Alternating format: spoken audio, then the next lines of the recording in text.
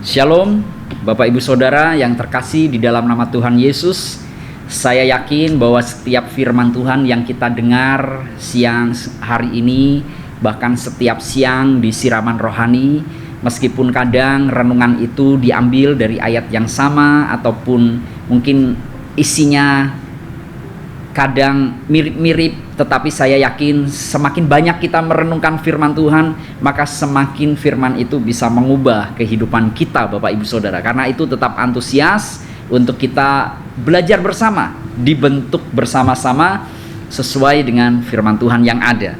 Nah saudara, pada hari ini saya ingin membagikan kepada Bapak Ibu Saudara tentang membangun hubungan yang sehat. Di dalam kehidupan kita, Tuhan pernah mengatakan bahwa kasihilah Tuhan Allahmu dengan segenap hatimu dan kasihilah sesamamu manusia seperti dirimu sendiri. Ketika ayat ini diucapkan oleh Tuhan Yesus, artinya Tuhan Yesus mempunyai dua pesan di dalam kehidupan kita orang-orang percaya, bahwa sesungguhnya kekristenan itu bukan hanya berbicara tentang hubungan kita dengan Tuhan harus beres, tetapi kekristenan itu juga berbicara hubungan kita dan sesama harus beres. Nah, oleh karena itu di dalam hidup kita, mari kita memiliki hubungan yang sehat dengan sesama. Hubungan yang sehat itu artinya tidak ada dendam, tidak ada iri hati, tidak ada saling merugikan, tidak ada saling memanfaatkan untuk kepentingan pribadi, melainkan hubungan yang kita bangun itu benar-benar tulus. Benar-benar tulus. Ketika kita mengasihi orang lain, kita tulus, gak ada motivasi apa-apa. Ketika kita membantu rekan kita, itu tulus, gak ada udang di balik batu. Ketika kita menolong rekan kita, itu tulus, tidak ada kepentingan-kepentingan tertentu. Nah, hubungan ini yang harus kita wujudkan di dalam kehidupan kita. Karena itu kekristenan berbicara tentang hubungan dengan Tuhan sehat, hubungan dengan sesama harus sehat. Nah, kita akan belajar bagian ini. Hubungan sosial kita dengan sesama harus sehat. Nah, bagaimana cara membangun hubungan yang sehat dengan sesama?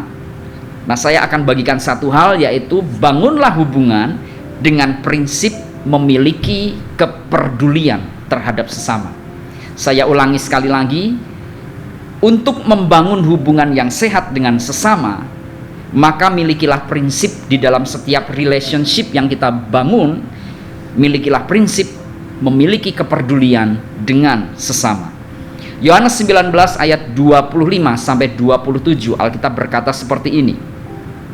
Dan dekat salib Yesus berdiri ibunya dan saudara ibunya, Maria istri Klopas dan Maria Magdalena.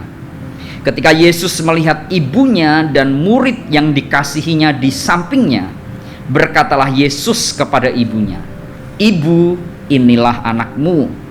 Kemudian katanya kepada muridnya, "Inilah ibumu." Dan sejak saat itu murid itu menerima dia di dalam rumahnya. Saudara, ayat ini menceritakan peristiwa tentang penyalipan Yesus. Ketika Yesus disalib, ketika Yesus hendak meninggal pada waktu itu, mendekati kematian, sesudah dia mati dia bangkit lagi. Ketika Yesus disalib, yang menarik adalah di dekat Yesus Alkitab berkata ada Maria ibunya, ada Maria istri Klopas, dan Maria Magdalena. Nah saudara, coba perhatikan bahwa ketika Yesus disalib dan hendak menemui ajalnya, Yesus berkata kepada Maria ibunya, "Ibu, inilah anakmu." Kemudian setelah itu Yesus berkata kepada murid-murid di sekitar kayu salib yang ada. Waktu itu ada beberapa murid yang berkumpul juga, dan Yesus berkata kepada murid-murid, ia berkata, "Inilah Maria ibumu." Nah saudara, menarik sekali kalau saya bahasakan. Yesus berkata kepada murid-murid, Maria ini adalah ibu kalian juga, perlakukanlah seperti ibu kalian. Setelah aku meninggal, kalau saya bahasakan Yesus pada waktu itu, setelah saya meninggal, perhatikanlah Maria, terimalah Maria sebagai ibumu, rawatlah dia, jagalah dia. Nah saudara, ayat ini mengajarkan bahwa Yesus mempunyai kepedulian yang tinggi terhadap Maria, ibunya. Sehingga ketika Yesus meninggal, dia tidak meninggalkan Maria sendirian, tetapi dia titipkan Maria ibunya kepada murid-muridnya. Yesus ketika dia disalib, dia menggunakan seluruh energinya.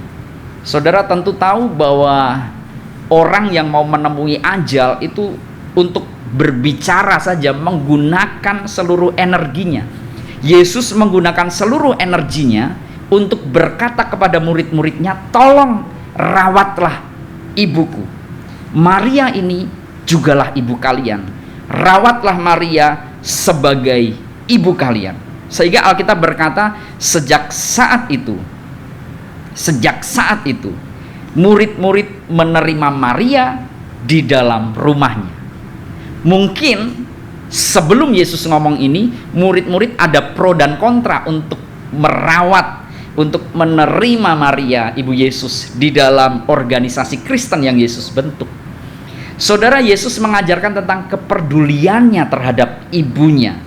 Dia titipkan ibunya kepada para rasul, kepada murid-muridnya, sehingga ketika Yesus meninggal, Maria ibunya ada yang men-take care, dan Maria dirawat, dicukupkan oleh rasul-rasul. Organisasi yang Yesus sudah bentuk, di mana ada rasul-rasul di situ, di mana ada sistem keuangan yang sudah termanage dengan bagus. Organisasi tersebut menerima Maria ibu Yesus dan merawat Maria. Nah saudara, dari ayat ini kita belajar bahwa Yesus di dalam hubungannya dengan ibunya, dia punya yang namanya kepedulian yang tinggi. Sehingga salah satu wasiat Yesus bukan cuman beritakanlah Injil, tetapi wasiat Yesus di kayu salib, dia berkata, milikilah kepedulian terhadap sesama kita. Nah, bagaimana dengan hidup kita? Di dalam kita berelasi dengan orang lain, apakah kita sudah memiliki kepedulian, saudara, dengan rekan-rekan kita? Kalau ada yang butuh ditolong, apakah kita muncul? Kalau ada yang butuh didoakan, apakah kita mendoakan mereka? Kalau ada yang butuh dibantu secara konkret, kita ngelihat ada teman kita yang benar-benar lagi butuh pertolongan, yang lagi gak punya apa-apa, yang sudah jobless, gak punya apa-apa, gak bisa beli apa-apa, apakah kita muncul di situ, memiliki kepedulian di situ? Yesus mengajarkan ketika dia mau mati, dia berikan nilai kepada kita sebagai warisan untuk kita teruskan di dalam hidup kita sekarang dan generasi-generasi selanjutnya. Bahwa di dalam hidup kita milikilah yang namanya kepedulian, dimulai dari orang-orang yang satu rumah dengan kita, kemudian kita keluar kepada orang-orang di luar rumah kita. Karena itu di dalam hidup kita, mari kita wujudkan yang namanya kepedulian dengan sesama. Karena firman Tuhan berkata, kasihilah Tuhanmu dan kasihilah sesama. Mari kita menggunakan instrumen ini sebagai instrumen di dalam hubungan yang kita bangun dengan rekan-rekan kita, memiliki kepedulian. Kalau ada yang butuh ditolong, mari kita turun tangan menolong mereka tanpa ada motivasi. Kalau ada yang butuh didoakan, mari kita doakan mereka dengan ketulusan. Kalau ada yang butuh dikuatkan, mari kita kuatkan mereka tanpa ada udang di balik batu. Nah mari teman-teman, Bapak Ibu Saudara, kita miliki kepedulian di dalam hidup kita. Beberapa waktu yang lalu saya pernah melihat sebuah video di salah satu platform media sosial. Di video tersebut ada sebuah kisah di mana di Jepang ada anak yatim piatu, mereka mendapat beasiswa. Anak yatim piatu ini mendapat beasiswa. Dan suatu saat pihak sekolah mengadakan event untuk beberapa anak yatim piatu yang mendapatkan beasiswa dikumpulkan dalam satu ruangan, dan pihak sekolah akan mempertemukan murid murid ini yang mendapat beasiswa dengan donatur mereka. Kalau nggak salah ada sekitar 15-20 anak-anak, sekitar anak kelas 3 SMP mungkin. Ada sekitar 15-20 anak-anak ditaruh di sebuah ruangan. Kemudian sekolahan tersebut ingin mempertemukan 15 anak ini dengan donatur mereka yang memberikan mereka beasiswa sehingga mereka masih bisa sekolah. Dan ketika mereka ditemukan oleh pemberi beasiswa tersebut yang dimediasi oleh pihak sekolahan,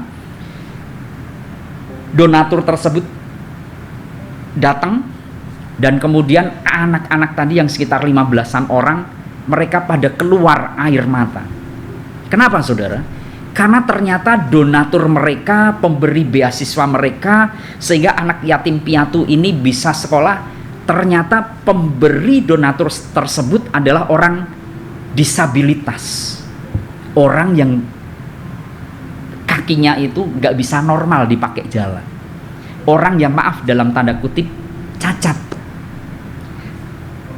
Orang cacat ini yang kakinya nggak bisa dipakai jalan, ternyata dia bekerja menjual permen, mengumpulkan uang tersebut, dan ketika orang cacat ini mendapat bantuan keuangan, dia kumpulkan uang tersebut dan dia salurkan kepada anak yatim piatu yang sudah nggak punya orang tua, dan dana itu dia berikan kepada sekolahan supaya anak-anak yang nggak bisa sekolah, nggak punya dana, bisa sekolah kembali.